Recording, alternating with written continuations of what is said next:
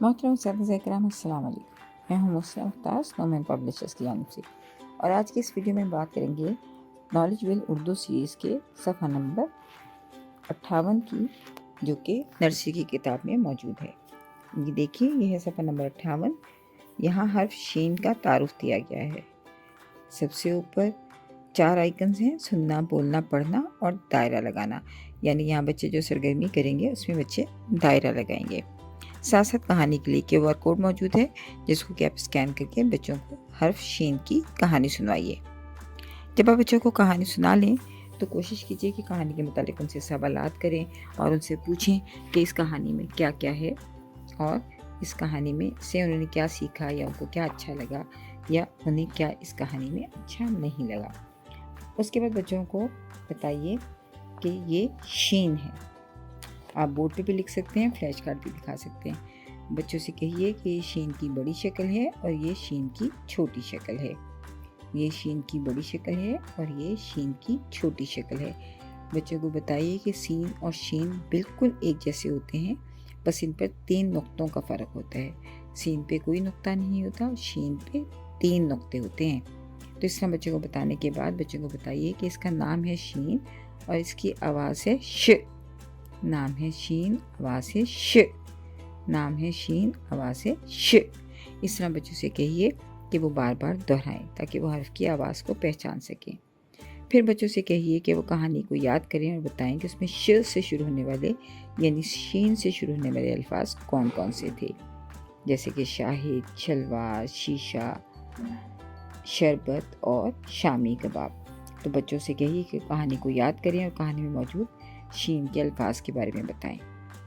उसके बाद बच्चों को तस्वीर दिखाते हुए आप ज़ख़ीरे अल्फाज का तारुफ दीजिए, कि जैसे बच्चों को बताइए कि ये शरबत है, शरबत, शरबत। ये शामी कबाब हैं, शामी कबाब, शामी कबाब। ये शीशा है, शीशा, शीशा।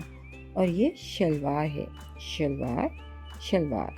बच्चों से कहानी के मुतालिक बात कीजिए, साथ साथ उनसे तस्वीरों के मुतालिक भी पूछिए। उनसे पूछिए कि शलवार का रंग क्या है, क्या आपको शामी कबाब अच्छे लगते हैं, आपको कौन सा शरबत पसंद है। इस तरह आप मुख्तलिफ सवालात तस्वीर के लिए भी पूछ सकते हैं। फिर बच्चों को बताइए कि शरबत, शामी कबाब, शीशा और शलवार, इन सब की इब्तदाई आवाज़ है श।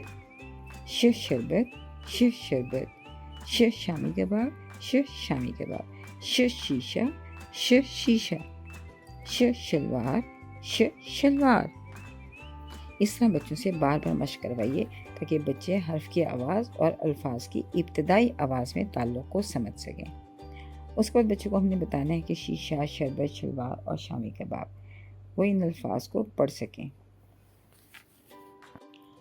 इन अल्फाज के फ्लैश कार्ड्स दिखाइए, बच्चों को पहचान करवाइए। बच्चों को बताइए कि ये शीशा है, ये शरबत है, ये शलवार है और ये शामी कबाब है।